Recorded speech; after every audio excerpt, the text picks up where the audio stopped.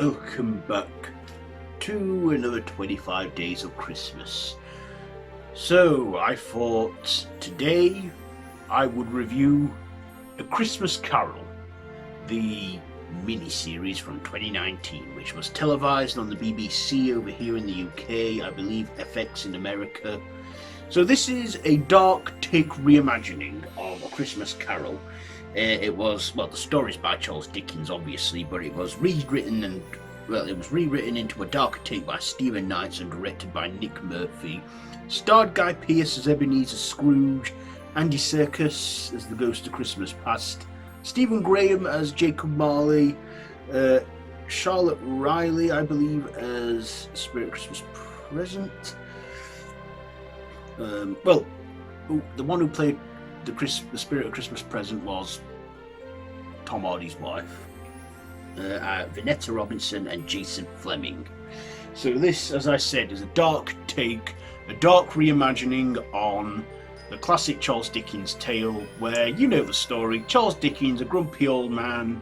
Well, in this he's not a grumpy old man, he's a grumpy middle-aged man. And he, on Christmas Eve, is visited by the three spirits, past, present and future.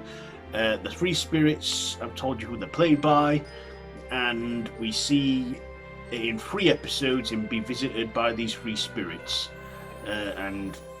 So likes and dislikes. First of all, the likes.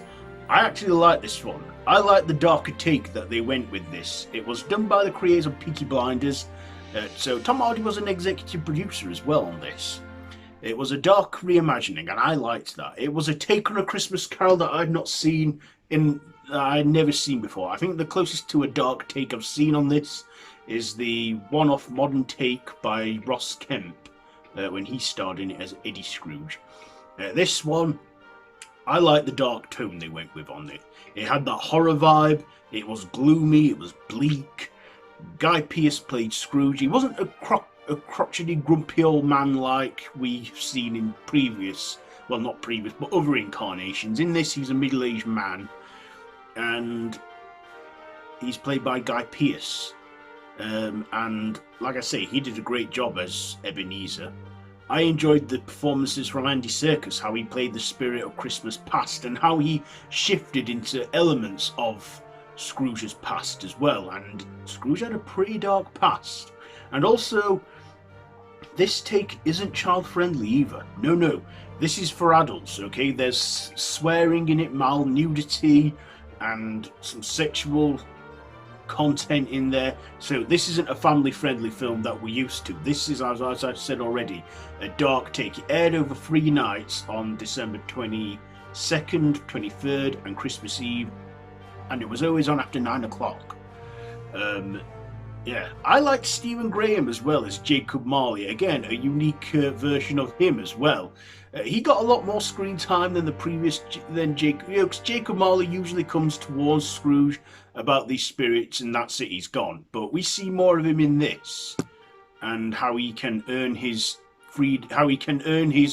his rest in peace and the chains removed to help Scrooge change his ways. I also love the spirits as well. Andy Serkis as the Spirit of Christmas Past, Christmas Present, played by Tom Hardy's wife, and in her life was Scrooge's sister and showed him all that is. I also like the segment where we go to the future.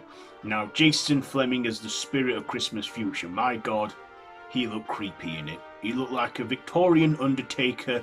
He had his mouth sewn shut, and now I know why the Spirit of Christmas Future doesn't speak. He can't share the future. He can't speak of what might be or what will be. He can only show. That's why he doesn't talk and why he has his mouth sewn shut. I like that dark take on it all. In fact, I liked a lot of this dark take, and even my dad, he said that it was the best one he'd seen since Ross Kemp. And of course, A Christmas Carol has been redone so many times. It's like every year, every so often, they'll do a big theatrical take on it, or a TV adaptation or something. This has had loads of adaptations, and this is one that I find very unique and one that I have not seen before, where it's like this, a dark take, and I loved every minute of it. A few dislikes, like part 1, the first episode was a bit slow, it took a while to get going, but episodes 2 and 3, I really enjoyed them. It was, once he started getting haunted by the ghosts, I thought, yes, now he's going, and I really enjoyed that. In fact, I watched it all in one go, binge watched the whole thing on Christmas Day. So yeah, I thought I'd let it play out and I'll binge it on Christmas Day, and I did. And like I said, I really loved it. Scrooge, of course, does learn the error of his ways a bit. Well, no, he does. He learns it a lot, but he becomes generous and kind. But it's not as light-hearted or as uplifting as you would think in previous takes. It's like he's a grumpy old man, but then he becomes a nice, sweet man. In this, he changes his ways. He becomes a bit of a generous man. He lets Bob Cratchit go, because in this, Bob Cratchit wants to leave, and in this, it gives him his full approval, and just changes his ways. But like I say, not in like the whole uplifting, feel-good vibe we usually get from it. But in this, he's like, it's like he can't make amends for his past, but he can hopefully start to try and make amends now. So yeah, this darker take on A Christmas Carol, I recommend it enough, but like I said, not child-friendly, okay? So, warning there.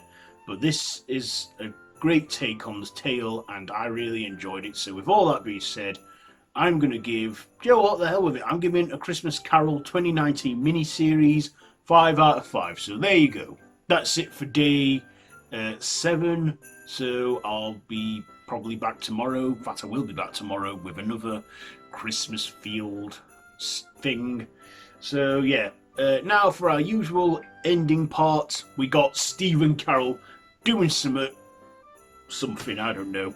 So yeah, if you like this one, be sure to give it a big thumbs up, share with your friends, what have you. Subscribe to my channel, and yeah. Okay, so yeah, until next time, I bid you all a goodbye, friends, goodbye. Yeah, Christmas Carol. I tell you what, every time I see it, I think, God, why are they doing this again? We know what's going to happen, but yeah. Christmas Carol, when he said at first he's going to talk about Christmas Carol, I thought he meant my brother Christmas Carol, because he's called Christmas Carol, because he was born on Christmas Day and my dad were hammered. And everyone calls him Chris all year round, but this time of year he gets called Christmas. Yeah, Charles Dickens, he were broke when he wrote A Christmas Carol. He had a lot of flops before that. Yeah, I mean, he had a few hits, but the last 2 stories he did before weren't as good. But when he did A Christmas Carol, it sold like mad. He started writing it in the October of 1819, and it got published that same year in December, and everyone loved it. And people really got into the spirit of Christmas, and he kind of invented like the modern trope. They did a film about it as well a couple of years back, The Man Who Invented Christmas, which I did like as well.